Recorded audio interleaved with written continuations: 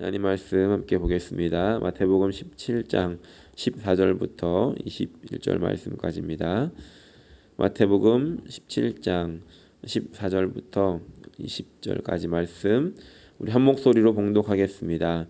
그들이 무리에게 이르매 한 사람이 예수께 와서 꿇어 엎드려 이르되 주여 내 아들을 불쌍히 여기소서.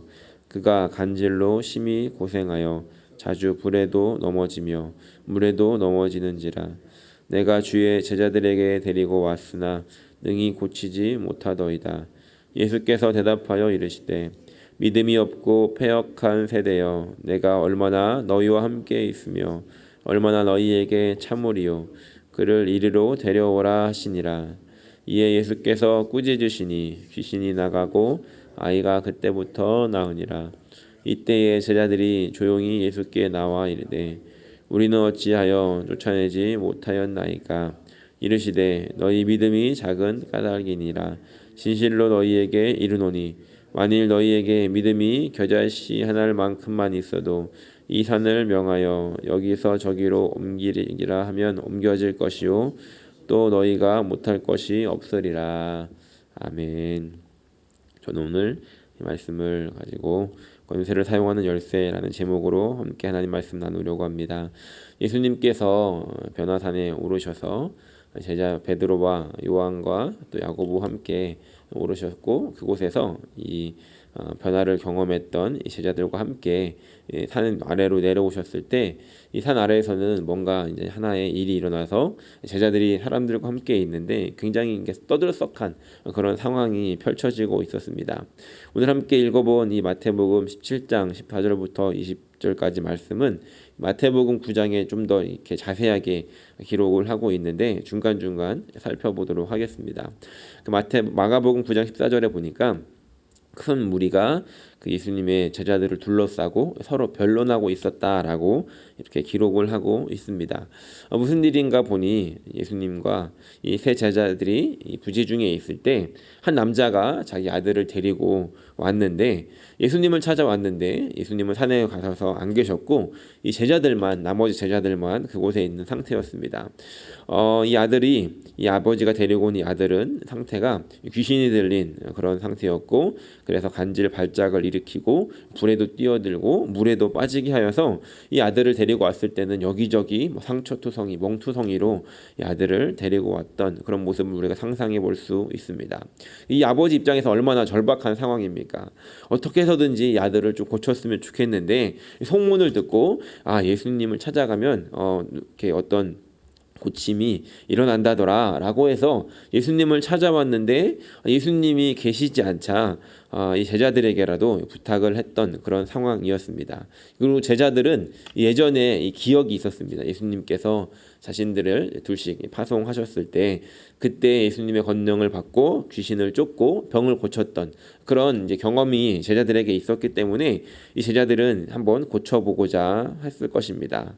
그런데 안타까운 일들은 그 일들이 일어나지 않았다는 겁니다. 마태복음 10장에서 10장 1절에서 예수님께서 이미 제자들에게 이 권능을 주셨던 것을 우리가 볼 수 있는데 10장 1절 한번 같이 읽어보도록 하겠습니다. 예수께서 그의 12 제자들을 부르사 더러운 귀신을 쫓아내며 모든 병과 모든 악한 것을 고치는 권능을 주시니라. 아멘. 이렇게 권능을 이미 주셨음에도 불구하고 이제 제자들이 자신들이 한번 해보려고 도전했는데 이 경험을 되살려 보려고 했지만 그러지 않았다는 겁니다. 얼마나 당황스럽겠습니까? 귀신을 쫓아냈는데 귀신이 나가지 않고 그 아이가 오히려 제자들을 이렇게 째려보고 있는 그런 상황을 우리가 상상해 본다면 이 제자들에게는 굉장히 당황스러운 일일 것이고 그 아버지에게는 절망스러운 일일 것이고 또 그곳에서 모여들었던 사람들은 공성되기 시작하면서 아니 그게 되는 거야 안 되는 거야 막 이러면서 서로 변론이 시작되어졌다는 겁니다. 그리고 그때 그런 상황 속에서 이제 제자들과 예수님이 이 세 명의 제자들과 예수님이 다시 돌아왔고 이 자초지종을 들었던 예수님께서는 아주 강하게 이 사람들에게 이렇게 이야기를 합니다. 17절 말씀 같이 한번 읽어보겠습니다. 예수께서 대답하여 이르시되 믿음이 없고 패역한 세대여, 내가 얼마나 너희와 함께 있으며 얼마나 너희에게 참으리요. 그를 이리로 데려오라 하시니라. 아멘. 예수님께서 말씀하시기를 믿음이 없고 패역한 세대여라고 이렇게 말씀하십니다. 굉장히 강하게 질책하고 있는 그런 모습인데, 그러면 오늘 우리가 한번 생각해 보아야 하는 것은 이 믿음이 없고 패역한 세대가 도대체 누구냐 하는 겁니다. 예수님께서 지금 믿음이 없고 패역한 세대들아 라고 하면서 이렇게 예수님 말씀을 하고 계신데, 도대체 그럼 이들이 누구인가 하는 것이죠. 이 지금 상황 속에서 어떤 사람들이 있는지를 우리가 생각해 본다면, 첫 번째는 그 믿음이 없고 패역한 세대가 귀신을 쫓아내지 못하고 이제 벌벌 빌빌대는 그런 제자들이라는 것을 우리가 생각을 해볼 수 있고요. 또 하나는 그 믿음이 없고 패역한 세대 중에 그 아들을 데리고 온 그 아버지 또 포함이 되어지는 것을 볼 수 있고, 또 마지막으로는 그들을 구경하러 온 이 무리들을 향해서 예수님께서 말씀하고 계시다는 것을 우리가 알 수 있습니다. 도대체 이 믿음이 없고 패역한 세대가 누구인지 이거 하나하나 적용을 해보면 오늘 우리의 삶에도 적용을 해볼 수 있는데, 첫 번째로 우리가 생각해 볼 수 있는 것은 무엇이냐면, 이 곳에 모여 있는 이 세 종류의 사람들, 제자들, 그리고 아들을 데리고 온 아버지, 그리고 그 무리들 모두 다 동일하게 믿음이 없다는 것입니다. 예수님께서 그들을 보시면서 믿음이 없다라고 말씀하셨기 때문입니다. 만약에 이 세 부류 중에 무리들을 빼더라도 제자들이나 아니면 이 아버지나 누구 하나 제대로 된 믿음을 가지고 있었다라고 한다면 아마 결과는 달랐을 것입니다. 성경에서 예수님께 이 문제를 가지고 나와서 그것이 해결되어져 가는 그런 사건들을 보면 크게 두 가지 모습을 볼 수가 있습니다. 첫 번째는 그냥 문제만 가지고 온 케이스입니다. 예를 들면 마태복음 12장 9절부터 13절을 보면 예수님께서 안식일날 회당에 들어가셨는데 거기에 손을 못 쓰는 손이 마른 사람이 있었습니다. 그리고 사람들은 그 예수님을 고발하기 위해서 안식일에 병을 고치는 것이 옳은지 물었고, 예수님께서는 양이 구덩이에 빠졌는데 안식일이라고 안 구하겠느냐라고 하면서 그 손 마른 사람을 고쳐주십니다. 그러니까 이때 손이 나은 사람은 뭔가 예수님을 만나려고 온 것도 아니고 그냥 회당에 왔는데, 그리고 예수님께 구한 것도 아니었는데 사람들이 그냥 있는 중에 예수님께서 그냥 고쳐주셨다는 겁니다. 그러니까 이 사람은 얼떨결에 고침을 받았습니다. 예수님께 어떤 믿음이 있어서 온 것이라기보다는 그냥 예수님의 능력이 그 사람에게 들어가 치료를 해버린 그런 사건이 있었습니다. 그런 사건들이 종종 일어납니다. 귀가 들리지 않고 눈이 보이지 않는 사람이 찾아왔을 때도 예수님께서 고쳐주시는 장면에서도 마찬가지의 모습을 찾을 수 있습니다. 그리고 또 하나의 케이스는 이제 믿음을 가지고 예수님께 온 케이스인데, 마태복음 15장 21절부터 28절에 보면 가나안 여인이 자신의 딸의 귀신이 들림으로 인해서 예수님께 나와서 간청합니다. 그때 예수님께서 굉장히 강하게 말씀하시죠. 나는 잃어버린 이스라엘을 위해서 온 자다라고 이렇게 말씀하시고, 자녀의 상에서 이 개들이 함께 먹는 것이 옳지 못하다 이렇게 말씀하시지만, 이 여인은 끝까지 예수님께 붙잡고 예수님께 부르짖습니다. 그리고 나서 예수님께서 그 여인에게 마지막에 이렇게 말씀하시는데, 마태복음 15장 28절에 그 여인에게 내 믿음이 크도다라고 이렇게 말씀하면서 그 여인에게 너의 믿음이 크기 때문에 너의 소원대로 되어라 라고 이렇게 말씀을 하시고, 결국에는 그것으로 인해서 그 여인의 딸이 고침을 받는 일들이 일어나게 되었다는 겁니다. 이 여인이 믿음을 가지고 왔을 때 예수님께서 그 믿음에 대해서 인정을 해주셨고, 그것에 대해서 선포해 주셨을 때 그 소원대로 고침을 받았다는 것입니다. 또 이런 사건도 있었습니다. 혈루증에 걸린 여인이 예수님께 믿음을 가지고 나왔죠. 예수님의 옷자락만마저도 내가 고침을 받겠다라고 하는 그 믿음을 가지고 와서 예수님의 옷에 손을 대기만 했는데, 예수님께서 어떤 말씀을 하신 것도 아니었는데 그 여인은 고침을 받았다는 겁니다. 두 가지 모습이었죠. 믿음이 없이 예수님께 왔어도 그 예수님의 능력은 그 문제를 해결해 주셨던 이런 사건들이 있었고, 또 하나는 믿음을 가지고 예수님이 고쳐주실 것이다 라고 하는 믿음을 가지고 예수님 앞에 왔을 때는 예수님께서 그 믿음을 인정해 주셨고, 너가 그 믿은 대로 소원대로 되라 라고 이렇게 선포해 주시는 그런 모습을 우리가 성경 안에서 두 가지 다 볼 수 볼 수가 있습니다. 그런데 지금 이 상황에 지금 이 말씀 속에서 일어나고 있는 상황은 이게 다 없었다는 겁니다. 제자들에게는 그것을 고칠 수 있는 능력이 없었고 그 아버지에게는 그것에 대한 믿음이 없었고 그 주위에 있는 사람들 또한 전혀 그런 믿음을 가지고 있지 않는 이런 총체적 난국에 빠져 있는 상황이었다는 겁니다. 다시 이 하나씩의 문제들을 살펴보자면 이 능력이 없는 제자들의 모습 속에서 우리가 어떤 것을 배울 수 있는지 같이 한번 생각해 보려고 합니다. 왜 이 제자들은 그 권능을 다 잃어버린 것일까? 분명히 예수님께서 권능을 주셨고 전에는 그 예수님의 권능으로 이런 놀라운 궤적들을 일으킨 적이 있었는데 왜 지금 이 일들이 일어나고 있지 않은가 하는 것입니다. 제자들이 19절에 보니까 조용히 예수께 나와서 우리는 어찌 쫓아내지 못했습니까? 라고 묻는 장면이 있습니다. 부끄럽지 않습니까? 그래서 제자들이 예수님한테 조용히 묻습니다. 예수님, 우리는 왜 안 됐던 것이죠? 라고 묻자 예수님께서 말씀하시기를 너희 믿음이 작은 까닭이니라 라고 이렇게 말씀하십니다. 그러면서 20절에 보니까 진실로 너희에게 이르노니 만일 너희에게 믿음이 겨자씨 한 알만큼만 있었어도 이 산을 명하여 여기서 저기로 옮겨지리라 하면 옮겨질 것이요 또 너희가 못할 것이 없으리라 라고 말씀하십니다. 너희 믿음이 작았기 때문에 이 일들이 일어나지 못했다 라고 예수님이 말씀하시는데 그렇다면 이 믿음이 작았다라고 하는 것은 어떤 것을 의미하는지 생각해 보아야 한다는 겁니다.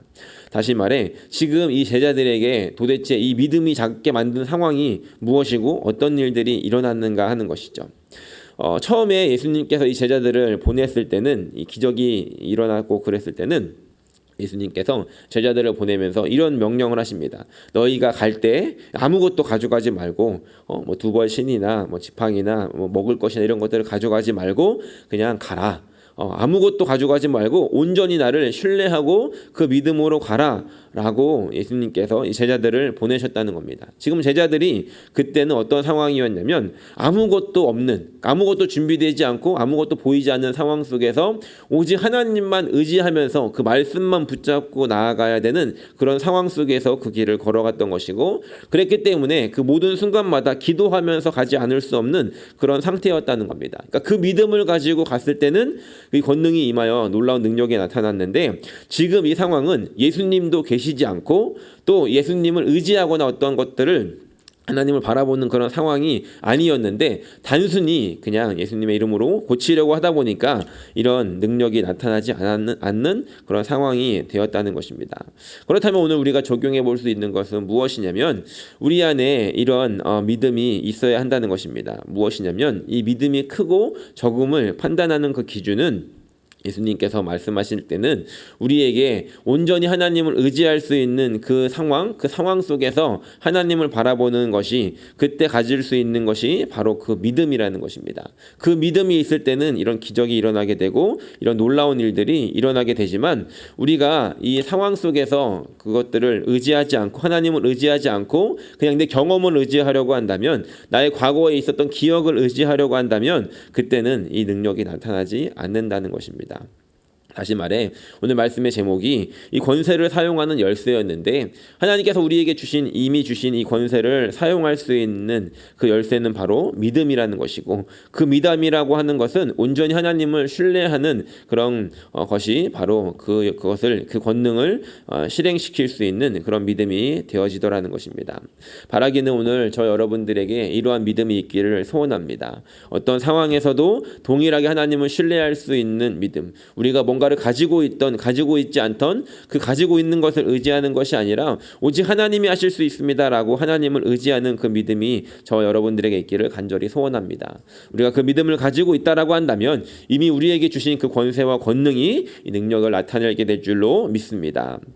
두 번째는 이 아버지의 모습 속에서 우리가 깨달을 수 있는 것이 있습니다. 그것은 무엇이냐면 이 아버지가 이 아들을 데리고 왔을 때는 전혀 믿음이 없었다는 것을 우리가 생각해 볼 수 있는데 마태복음에는 기록하고 있지 않지만 이 마가복음 9장 22절부터 24절에는 이것을 기록하고 있습니다. 마가복음 9장 22절부터 24절을 보니까 22절 말씀에 아버지가 그를 데리고 오면서 이렇게 이야기합니다. 예수님께 그러나 무엇을 하실 수 있거든 우리를 불쌍히 여기서 도와주십시오라고 예수님께 이렇게 이야기합니다. 그러니까 이 아버지는 그냥 절박한 마음에 온 겁니다. 뭐라도 붙잡아야 되는 심정으로 예수님에게 왔는데 지금 어떤 일이 벌어졌냐면 예수님에게 나왔는데 지금 예수님이 없는 겁니다. 예수님을 찾아왔는데 예수님의 제자들만 있고 예수님은 없었다는 것이죠. 그러니까 이 아버지가 어떤 예수님을 만나면 되겠다라고 하는 그런 생각을 가지고 왔는데 예수님이 없으니까 그 자리에 계시지 않으니까 지금 그 모든 믿음들이 사라진 상태가 되더라는 겁니다. 지금 예수님께서 이제 변화산에서 내려오실 때 어떤 상태였냐면 이제 예수님은 죽으심을 준비해야 되는 상태였다는 겁니다. 다시 말해 이제 예수님은 이제 십자가에 죽으시고 부활하시고 승천하시면 이제 그 이후로는 예수님이 그들의 눈에 보이지 않는 상태가 되어진다는 것이죠. 다시 말해 지금 이 예수님이 부재하고 있는 이 상황과 똑같은 상황이 되었을 때 예수님이 나의 눈에 보이지 않을 때 그럼 나의 믿음이 어떻게 되겠느냐라고 하는 것을 예수님께서 지적하고 계시다는 겁니다. 그래서 이 아버지가 무엇을 하실 수도 있거든 좀 도와주십시오라고 이야기했을 때 예수님께서 이렇게 말씀하십니다. 마가복음 9장 23절에 예수께서 이르시되 할 수 있거든이 무슨 말이냐 믿는 자에게는 능히 하지 못할 일이 없느니라 라고 말씀하십니다. 우리가 많이 암송하고 있는 말씀이죠. 할 수 있거든 하십시오가 무슨 말이냐 믿음이 있으면 능치 못한 것이 없다라고 예수님께서 말씀하십니다. 그런데 재미있는 것은 24절의 말씀입니다. 이 아버지가 그 아이의 아버지가 이렇게 이야기하는데 곧 이 아이의 아버지가 소리질러 이르되 내가 믿나이다 나의 믿음 없는 것을 도와주소서라고 이렇게 예수님께 이야기하고 있습니다. 지금 이 아버지는 믿음이 없는 상태였다는 것을 볼 수 있죠. 그래서 뭔가 예수님에게 믿음 없는 이야기를 했고 예수님은 믿어야 된다라고 이야기하자 이 아버지는 솔직하게 이야기합니다. 내가 믿습니다. 그런데 나는 믿음이 없습니다. 라고 하면서 나의 믿음 없음을 도와주십시오라고 예수님께 이렇게 간청하고 있는 모습을 우리가 볼 수 있습니다. 병을 고치시는 것은 하나님이시죠. 그리고 우리는 그 믿음을 가지고 나아갈 때 이런 일들이 일어난다는 것입니다. 그런데 우리 안에 그런 믿음이 없다라고 어떻게 해야 되는가? 그때는 우리가 기도할 때 하나님 나의 믿음 없음을 불쌍히 여겨주시고 나는 믿음이 없지만 하나님 그 나에게 그 믿음을 부어주시고 그 믿음을 가지고 주님 앞에 나와 기도할 수 있게 해주십시오 라고 우리는 또한 이렇게 기도하며 하나님의 도우심을 구하여야 한다는 것입니다. 바라기는 오늘 저 여러분 가운데 이러한 은혜가 있기를 소원합니다. 우리가 주님 앞에 주님 하나님 이거 하실 수 있습니다라는 믿음을 가지고 나올 때 이런 능력과 은혜들이 나타나지만 기적들이 나타나지만 우리 안에 그런 믿음이 생기지 않을 때는 우리가 하나님 나의 믿음 없음을 불쌍히 여겨주시고 나에게 그 믿음을 제발 허락하여 주십시오라는 그 기도부터 시작해야 한다는 것입니다. 그래서 마가복음에는 마지막에 이렇게 말씀합니다. 기도 외에는 다른 것으로는 이런 종류가 나갈 수 없다라고 예수님께서 말씀하시면서 결국에는 우리에게 그 믿음이 일어나게 하는 것, 그 믿음이 생겨나게 하는 것, 그 믿음이 이루어지게 하는 것은 바로 기도다라고 말씀하시며 예수님께서 이 사건을 마무리하고 있는 것을 우리가 볼 수 있습니다. 바라기는 오늘 우리가 이 믿음을 가지고 주님 앞에 나오기를 소원합니다. 그리고 우리가 믿음을 가지고 나왔을 때 예수님께서 그 믿음에 대해서 인정하시고 그것에 대해서 선포하실 때 우리에게는 놀라운 역사들이 일어나게 되어질 줄로 믿습니다. 우리가 함께 얼마 전에 읽었던 이 사무엘상의 첫반에 보면 이 한나가 기도할 때 하나님 앞에 나옵니다. 그리고 그 마음이 통하고 하나님과 통하고 그의 마음 가운데 하나님 저에게 아들을 주시면 하나님께 바치겠습니다라고 서원했을 때는 그 믿음이 있었다는 것입니다. 하나님께서 나에게 아들을 주실 수 있다라는 믿음을 한나에게 주셨고 그 입술을 통해서 고백하게 하셨는데 그때 이 엘리 제사장이 이 여인에게 그렇게 될 것이다라고 선포를 해줍니다. 엘리 제사장은 능력이 없는 제사장이었지만 이 한나가 믿음으로 나아가서 이 믿음을 고백했을 때 그 제사장은 비록 능력이 없었음에도 불구하고 그의 선포를 통해서 이런 놀라운 일들이 이루어지게 된다는 것을 우리가 말씀을 통해서 보았다는 것이죠. 바라기는 오늘 저 여러분들에게 이러한 은혜가 있기를 소원합니다. 하나님 우리에게 믿음을 주십시오. 그리고 이 믿음을 통해서 우리가 고백하는 것들 하나님께서 들으시고 이 믿음의 고백이 이루어질 수 있도록 주님 말씀하여 주셔서 우리 안에 이런 놀라운 일들을 날마다 경험할 수 있는 그런 삶을 살아갈 수 있게 해달라고 함께 기도하는 그런 저 여러분들이 되시기를 간절히 소원합니다. 말씀을 정리합니다. 하나님께서는 우리에게 그런 권능을 주셨습니다. 능력을 주셨습니다. 그리고 그것을 사용하는 것은 바로 믿음이라는 것이고, 또 우리에게는 하나님께서 이미 자녀가 되는 권세를 주셨기 때문에 하나님의 자녀가 된 그것들을 누릴 수 있는 그런 권세 또한 우리가 믿음으로 누릴 수 있다는 것입니다. 바라기는 오늘 저 여러분들의 삶 가운데 마주하게 되는 그런 문제 속에서 하나님 이것을 해결하실 수 있는 분이 하나님이심을 믿음으로 고백하며, 또 누군가를 위해서 이것들을 기도해 줄 때 이것을 하나님께서 이루실 수 있다라고 하는 믿음으로 우리가 함께 기도해 주면서 이 놀라운 하나님의 은혜를 날마다 경험하는 저 여러분들의 삶이 되시기를 예수님의 이름으로 간절히 축원합니다.